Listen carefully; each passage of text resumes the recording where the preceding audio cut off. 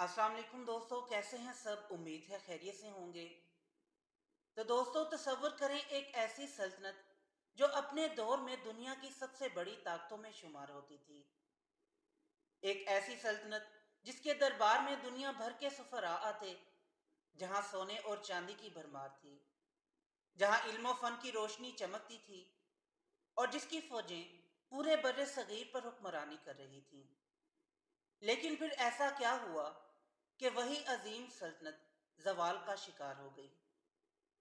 ये कहानी सिर्फ एक सल्तनत के ख़त्म होने की नहीं, बल्कि एक अहद के बदलने की भी है। मुगलिया सल्तनत, जो बाबर के हाथों 1526 में कायम हुई, 3 सदियों तक बरे सगीर पर राज करती रही। लेकिन 1857 आते आते इसका सूरज गरूब हो चुका था।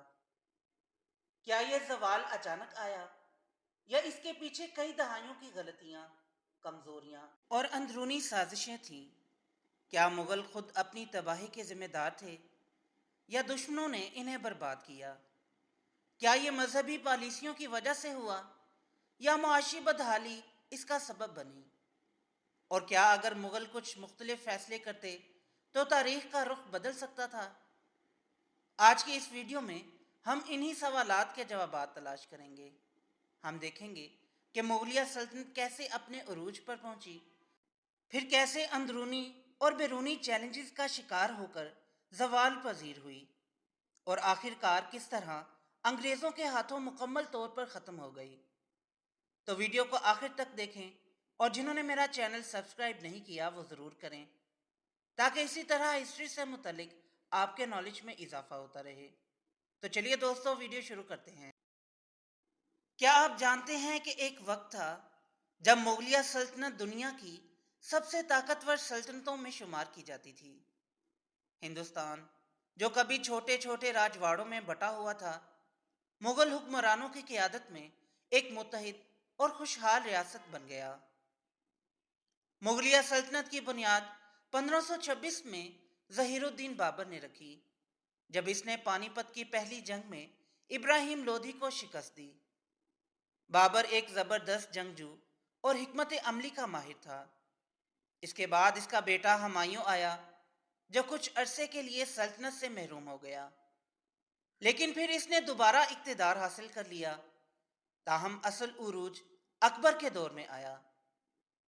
अकबर आज़म ने 1556 से 1605 तक हुक्मरानी की, और इस दौरान सल्तनत को बेमिसाल तरक्की दी। इसने ना सिर्फ फौजी फतूहात हासिल की, बल्कि एक ऐसा हुकूमती निज़ाम तश्कील दिया जो मुख्तलिफ मज़ाहब के लोगों को साथ लेकर चलता था। इसने गैर मुस्लिमों पर लगाया गया जिजिया टैक्स ख़त्म किया, हिंदू राजपूतों को दरबार में शामिल किया, और एक मुतवाज़न इंतज़ामी ढांचा मुतारफ़ कराया। अकबर के दौर में सल्तनत ने ना सिर्फ हिंदुस्तान के बेशतर हिस्से पर काबिज थी, बल्कि इसकी मईशत भी दुनिया की सबसे मुस्तहकम मईशतों में शामिल थी। अकबर के बाद इसका बेटा जहांगीर तख्त नशीन हुआ, जो एक नरम दिल हुक्मरान था। इसके दौर में फ़नून लतीफ़ा, मुसव्वरी और अदब को बहुत फ़रोग़ मिला।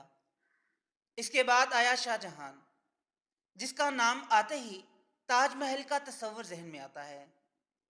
ये वो वक्त था जब मुग़ल फ़न तामीर, सकाफ़त और इक़्तिसादी तरक्की अपनी इंतहा पर थी। दिल्ली, आगरा, लाहौर और दीगर बड़े शहरों में आलीशान मसाजिद, महल्लात और किले तामीर किए गए। मुगलिया सल्तनत की अजमत का अंदाज़ा इस बात से लगाया जा सकता है कि उस वक्त हिंदुस्तान की मईशत दुनिया की मजमूई मईशत का तकरीबन 25% थी। 1658 में औरंगज़ेब तख्त नशीन हुआ, जो मुगलिया सल्तनत का आखिरी बड़ा हुक्मरान था। इसने सल्तनत को मजीद वुसअत दी और हिंदुस्तान के तकरीबन हर कोने को फतह कर लिया। लेकिन इसकी पॉलिसियों ने अंदरूनी खलफिशार भी पैदा किया। अगरचे वो एक नहायत मेहनती और दयानतदार हुक्मरान था, लेकिन इसकी सख्त गिर मजहबी पॉलिसियों ने कई तबकात को नाराज कर दिया। मुख्तसरन, مغلیہ سلطنت کے عروج کی کچھ اہم وجوہات یہ تھیں: طاقتور اور ذہین حکمران، خاص طور پر بابر، اکبر، اورنگزیب، مضبوط فوجی طاقت اور جدید اسلحے کا استعمال، منظم انتظامی اور عدالتی نظام، معاشرتی ترقی، تجارت، زراعت کی خوشحالی، شاندار ثقافتی اور تعمیراتی ترقی۔ لیکن جب ایک سلطنت عروج پر پہنچتی ہے تو زوال کے آثار بھی پیدا ہونے لگتے ہیں۔ اگلے حصے میں ہم دیکھیں گے کہ یہی طاقتور سلطنت کس طرح کمزوریوں کا شکار ہو کر تباہی کے دہانے پر پہنچ گئی۔ ایک عظیم سلطنت کبھی ایک دن میں نہیں گرتی۔ مغلیہ سلطنت کا زوال بھی ایک لمبے عرصے پر محیط تھا، جس میں کئی عوامل شامل تھے۔ کچھ غلطیاں خود مغلوں نے کی، جبکہ کچھ بیرونی طاقتوں نے ان کے زوال کو تیز کر دیا۔ آئیے ان وجوہات کا تفصیل سے جائزہ لیتے ہیں۔ نمبر 1، اورنگزیب کی پالیسیاں، مذہب اور طاقت کی کشمکش۔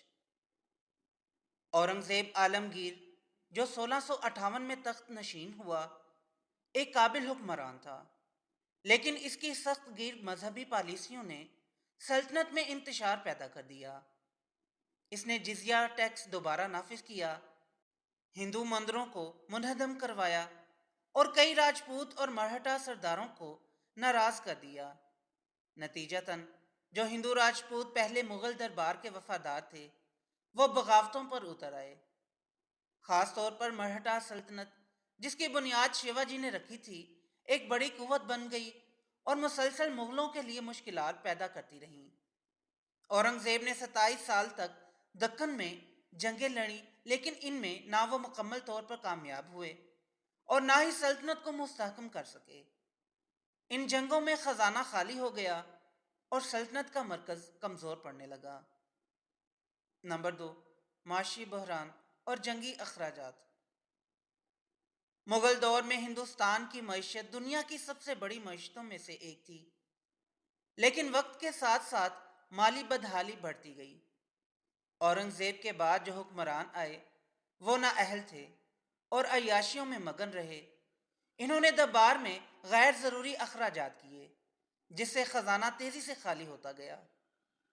دوسری طرف اورنگزیب کی طویل جنگوں نے زراعت اور تجارت کو نقصان پہنچایا۔ جب مسلسل جنگوں کی وجہ سے کسانوں پر ٹیکس کا بوجھ بڑھا تو کئی علاقوں میں بغاوتیں شروع ہو گئیں۔ اس کے علاوہ مغل دربار میں بدعنوانی عروج پر تھی۔ جاگیرداروں اور امیروں نے سلطنت کے خزانے کو لوٹنا شروع کر دیا، جس سے ریاستی معیشت کمزور پڑ گئی۔ نمبر 3، کمزور حکمرانوں کی نااہلی اور درباری سازشیں۔ اورنگزیب کے بعد جو مغل بادشاہ تخت پر بیٹھے وہ زیادہ تر کمزور، عیاش اور نااہل ثابت ہوئے۔ 1707 میں اورنگزیب کی وفات کے بعد جانشینی کے لیے مغل شہزادے ایک دوسرے کے خلاف جنگ میں مصروف ہو گئے۔ یہ داخلی لڑائیاں سلطنت کو مزید کمزور کرنے کا سبب بنی۔ مثال کے طور پر 1719 میں صرف ایک سال کے دوران 4 مغل بادشاہ بدلے گئے۔ دربار میں وزراء اور امیر باہمی سازشوں میں لگے رہے، جس سے سلطنت کا انتظام درہم برہم ہو گیا۔ ان نااہل حکمرانوں میں محمد شاہ رنگیلا ایک نمایاں مثال ہے، جس نے سلطنت کو بچانے کی بجائے عیاشیوں میں وقت گزارا اور دربار میں رقص و موسیقی کو زیادہ اہمیت دی۔ نتیجتاً سلطنت کی بنیادیں ہلتی چلی گئیں۔ نمبر 4، جاگیرداری نظام اور بدعنوانی۔ مغل سلطنت کا جاگیرداری نظام ابتدائی طور پر بہت مضبوط تھا، لیکن بعد میں یہ نظام ہی مغلوں کی کمزوری بن گیا۔ جاگیرداروں کو زمین دی جاتی تھی، جس کے بدلے وہ سلطنت کے وفادار رہنے اور فوجی مدد فراہم کرنے کے پابند ہوتے۔ لیکن وقت گزرنے کے ساتھ ساتھ یہ جاگیردار خود مختار ہو گئے اور سلطنت کے حکم کو ماننے سے انکار کرنے لگے۔ مزید برآں بدعنوانی بڑھتی گئی۔ دربار کے وزراء، گورنر اور جاگیردار عوام پر بھاری ٹیکس لگاتے، لیکن وہ رقم خزانے میں جمع ہونے کی بجائے ان کے ذاتی خزانوں میں جاتی۔ اس مالی بدعنوانی نے سلطنت کی جڑوں کو کھوکھلا کر دیا۔ نمبر 5، مرہٹا، سکھ اور دیگر بغاوتیں۔ مغلیہ سلطنت کو صرف اندرونی مسائل ہی درپیش نہیں تھے، بلکہ بیرونی دشمن بھی ان کے لیے خطرہ بن چکے تھے۔ سب سے بڑا خطرہ مرہٹوں سے تھا، جو ایک منظم فوجی قوت بن چکے تھے اور بار بار مغل علاقوں پر حملے کرتے تھے۔ اسی طرح پنجاب میں سکھوں کی بغاوت زور پکڑتی گئی۔ گرو گوبند سنگھ اور بعد میں بندہ سنگھ بہادر کے قیادت میں سکھوں نے مغلوں کے خلاف زبردست مزاحمت کی۔ یہ سب بغاوتیں مغل سلطنت کی کمزوری کو ظاہر کر رہی تھیں، جو اب ایک طاقتور ریاست کی بجائے بکھرتی ہوئی نظر آ رہی تھی۔